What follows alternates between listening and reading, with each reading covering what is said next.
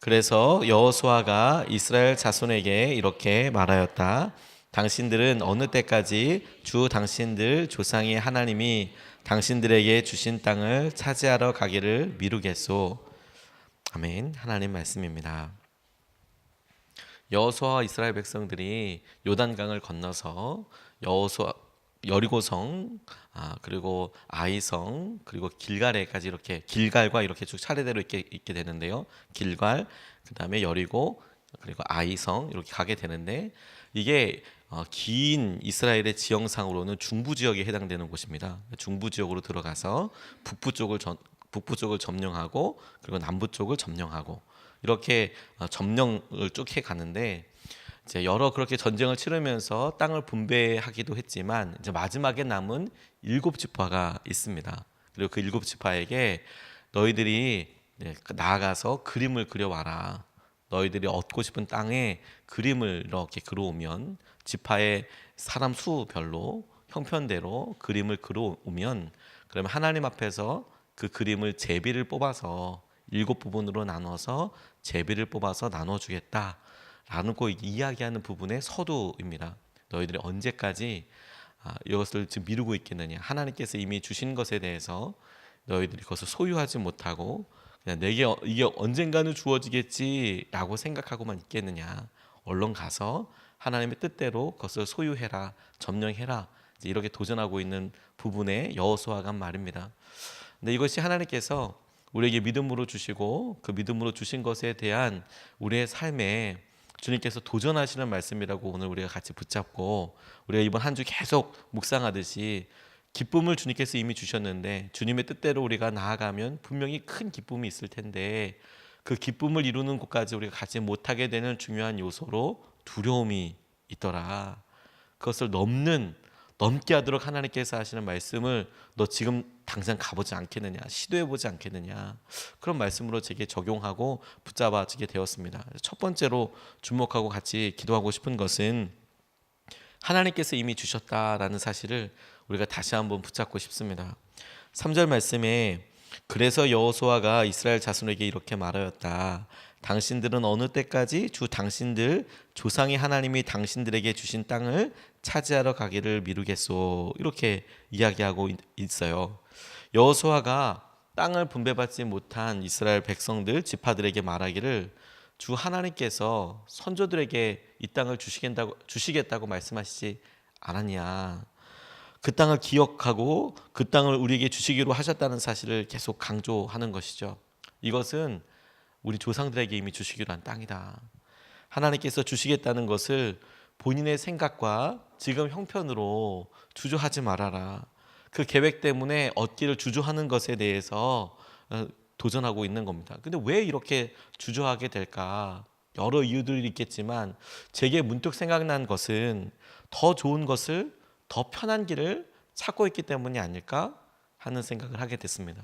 하나님께서 우리 조상들에게 주시고 우리가 지금 점령 전쟁을 하면서 이것을 주님께서 주신 것이 맞구나. 근데 왜 그것을 다 자기의 것으로 소유하지 않지? 더 좋은 방법이 있을 거라고, 더 쉬운 방법이 있을 거라고, 더 편한 방법이 있을 거라고 이렇게 가만히 기다리면 그냥 주시는 거라고 이렇게 생각하고 있는 것 때문이 아닐까. 스스로 얻기보다는 편한 방법이 있다고, 더 좋은 땅이 있다고 그렇게 찾다가 보면 가장 합당한 것이 나올지도 모른다는 것 때문에 아무것도 하지 못하는 일들이 정말 보게 되는 것이죠. 저는 어떤 분 이야기를 이렇게 듣고 마음이 이렇게 안타까웠던 적이 있습니다. 어떤 개발되는 지역에 땅을 조금 갖고 계셨는데 큰 땅이 아니지만 조그마한 땅이지만 그래도 거기가 다 재개발 지역으로 이렇게 다 이렇게 편성이 되면서 본인에게 분양권이 나오게 된 겁니다. 아파트에 분양권이 이렇게 나오게 되는데 그런데 꽤 넓은 지역이다 보니까 거기에 땅 주인들에게 협상도 하고 또 재개발에 있어서 이사 갈 거 또 어떻게 할 거 이런 것들이 복잡하게 꽤 긴 기간 동안 진행이 되는데 이 재개발 관련돼서 그래서 조금 더 많은 땅을 조금 더 많은 재정을 서로가 이제 이야기해서 하다 보니까 이 10년이나 넘은 시간이 훅 지나버리게 된 겁니다. 어떻게 그럴까 싶을 정도로 굉장히 긴 시간이 그 사이에 지나간 거예요. 물론 조금 더 받았겠지요. 조금 더 거기에 대해서 말도 할 수 있는 시간이 있었겠죠. 근데 그 10년이라는 시간을 생각하면 그 과정 가운데 보냈던, 그래서 이분들이 그 아파트에 들어가지 못하고 그 땅에 들어가지 못하고 그게 공사가 진행되고 아파트의 모습이 될 때까지 조그만한 옆에 조금만 참자라고 들어간 집에서 10년 이상을 살게 되고, 조금만 참으면 너희들 이런 일들 할 수 있을 거야 라고 생각했던 그 아들들이, 딸들이 이미 장성해서 직장에다 다니게 되고 좋다고 이렇게 같이 한 일인데, 나중에는 빨리 서두르고 싶어도 거기에는 모든 사람들의 뜻이 또 다 하나 돼야 하니까 그 시간 때문에 제일 중요한 것들을 이렇게 뚝 넘어지고 나서 마음속에 결국에는 다 뜻대로 얻게 되었지만 다시 의미를 묻게 되는 경우들이 이렇게 있더라고요. 와, 이거 시간이 그 지역이 좀 심하기는 했지만 이게 다 지나고 나면 이게 무슨 의미가 있을까? 정말 중요할 때, 소중할 때 그런 생각이 들더라고요. 미루고, 그리고 그 타이밍을 잡다 보면 다 그런 것은 아니겠지만 굉장히 많은 수가 제일 중요한 꼭 필요한 때를 넘어버리는 수도 있더라고요. 어떤 분이 결혼을 이야기하면서 이렇게 설명하는 것을 듣고 되게 의미 있게 받았습니다. 옥수수 밭으로 달아가서 자녀에게 너 이 긴 밭을 이랑 사이로 쭉 가면 수백 개의 옥수수가 쫙 이어져 있는데 쭉 앞으로 직진하다가 제일 커다란 옥수수를 네가 골라오면 네 소원대로 다 이루어주겠다. 그러니까 너무 쉬워 보였습니다. 이 긴 옥수수 이랑 사이를 쭉 가니까 양손에 옥수수들이 쭉 수백 개가 이렇게 있는 거죠. 근데 그 중에서 정말 제일 큰 옥수수 고르는 게 쉬워 보이지만 조건 하나는 뭐냐면 뒤로 돌아오지는 못한다. 이 큰 밭이니까 쭉 가서 양손에 잡히는 것 중에서 제일 큰 거 갖고 오면, 그거 제일 크면 너 그걸로 네가 원하는 소원 다 이루어주겠다. 근데 결국에는 쭉 지나갔는데 옥수수 못 갖고 나왔습니다. 왜냐하면 처음에는 저 앞에 있는 게 더 일단 보자 얼마나 컸는지 처음에는 가다가 중간서부터는 바로 뒤에 게 더 커 보이고 조금 더 가면 더 좋은 게 있을 것 같고, 그러다 보니까 한참을 갔는데 어느 순간에 끝이 보이더라는 거죠. 그때부터는 당황해서 분명히 뒤에 게 더 컸는데, 그래서 잡지 못하고 그냥 훅 나와버리게 되더라는 거죠. 우리의 삶도 똑같지 않겠습니까? 더 좋은 것이 있겠다라고 생각하다가 어느 순간에 가장 좋아야 할 기회들을 놓치게 되는 경우들이 많이 있는 것이죠. 하나님께서 우리에게 주신 것이다. 언제까지 그것을 우리가 붙잡지 못하고 선택하지 못하고 있는가? 하나님께서 주신 것에 대해서 우리가 기억하고 믿음으로 붙잡아야겠다는 생각을 하게 됐습니다. 두 번째로 하나님께서 이 말씀을 통해서 우리에게 도전하시는 것은 미루지 말고 시도하라는 거예요. 하나님께서 주신 것이니까 더 이상 미루지 말아라.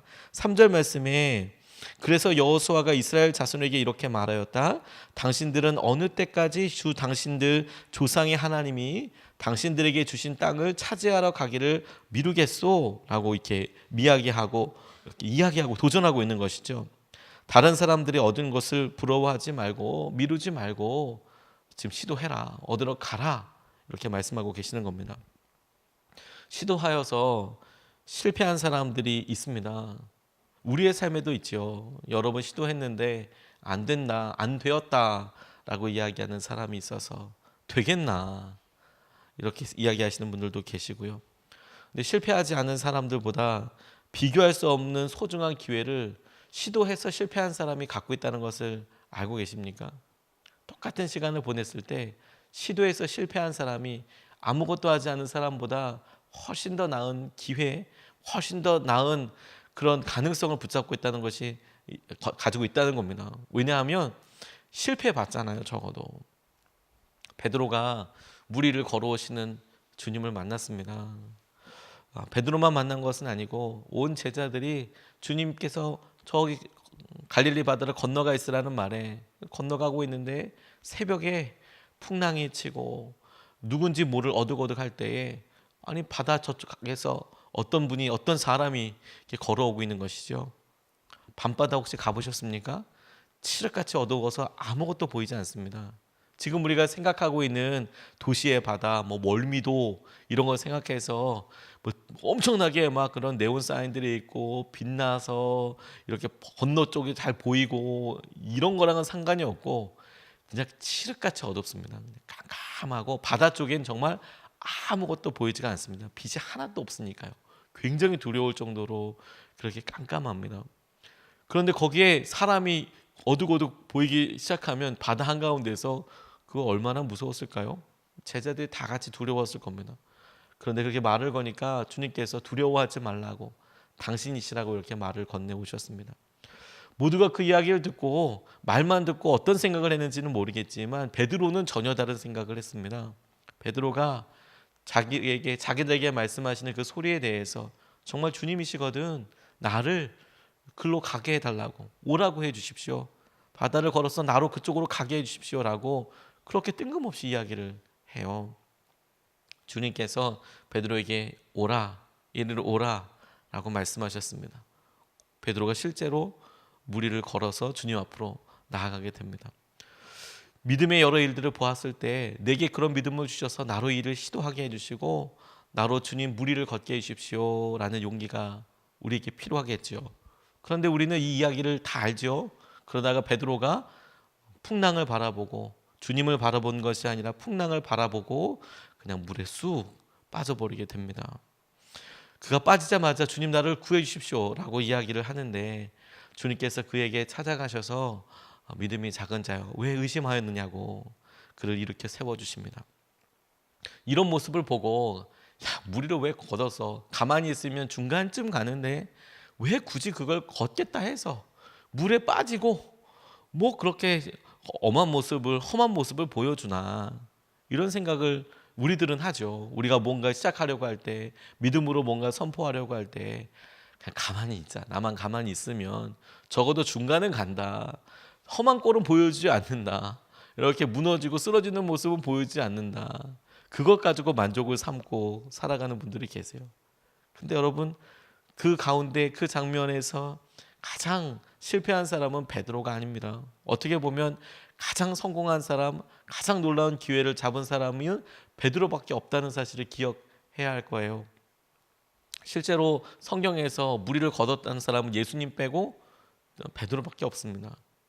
베드로가 그게 몇 걸음이어도 무리를 걷는 그런 놀라운 기적을 체험했을 뿐만 아니라 오히려 제자들은 그런 일을 보면서 베드로가 걷는 것 이렇게 바라보고 아 그렇구나 얘기하겠지만 베드로 입장에서는 평생 그것이 자기에게 자랑거리이고 자기에게 주님과 함께했던 추억이 되지 않겠습니까? 저는 이 말씀을 보고 아 빠져서 힘든 것이 아니라는 것을 알게 됐어요. 이 장면을 상상해 보니까 베드로가 이렇게 빠지고 나서 배를 바깥으로 나와서 무리를 걸어서 오다가 주님을 바라보지 못하고 빠졌는데 주님께서 그를 구해 주셨다라고만 나와 있지만 그래서 그 둘이 배를 탔다라는 이야기 뒤에 있는 모습을 상상해 보게 됐어요. 배를 걸어 나온 베드로가 주님과 함께 주님이 이렇게 세워주셔서 배로 돌아가게 될 때는 헤엄쳐서 건너갔을까요? 아니면 걸어서 건너가게 됐을까요? 혼자서 쭉 걸어서 오다가 주님 놓치고 빠졌던 그 베드로가 다시 배로 돌아갈 때는 주님과 배로 돌아갈 때는 날러서 돌아간 걸까요? 아니면 걸어서 건너가게 된 걸까요? 아마 분명히 주님과 함께 손잡고 다시 그 배까지 걸어서 그가 돌아갈 수 있었을 거예요. 우리의 삶의 실패가 끝나는 게 아닙니다. 그래서 주님을 붙잡게 되고 그래서 주님을 찾게 돼서 그래서 주님과 진짜 동행하는 삶을 살게 돼요. 그래서 진짜로 주님 손 붙잡고 무리를 걷듯이 걷는 삶을 살게 됩니다. 디딜 곳이 없다라고 이야기할 정도로 우리가 믿을 것이 없다라고 이야기하는 정도로 힘들 때가 우리에게 있을 수 있습니다. 근데 주님께서 그런 어려울 때에 그야말로 무리를 걷듯이 우리의 삶의 의지가 되어주시고 우리의 발밑에 반석이 되어주세요. 주님께서 그리로 우리를 부르시고 이끌어 주시는 것이죠. 우리 마음속에 실패에 대한 두려움, 안 된다고 생각하는 마음, 주님께서 이미 우리 연약함 아십니다. 그러니 우리가 주님 말씀을 붙잡고 오늘도 시도하는 것이죠. 그것이 실패라고 하더라도 두려워하지 않는 이유는 주님께서 그 실패를 통하여 우리를 무리로 걷게 해주실 테니까 우리도 더 놀라운 주의 은혜와 가장 선한 것을 보여주실 것을 우리가 믿으니까 그 일을 통하여 하나님께서 우리 가운데 행하실 것을 우리가 붙잡으니까 믿음으로 시도해보고 주님이 이루시는 은혜를 누리시는 저와 여러분 되시기를 축복합니다. 우리를 하나님께서 붙잡으시고 하나님의 은혜 가운데 두실 줄로 믿습니다. 오늘 우리가 두 가지를 같이 나눴습니다. 하나는 주님께서 우리에게 이미 주셨다라는 말씀 우리 같이 붙잡았습니다. 우리 선조들에게 주신 그 말씀이 우리에게 이미 이루어졌다.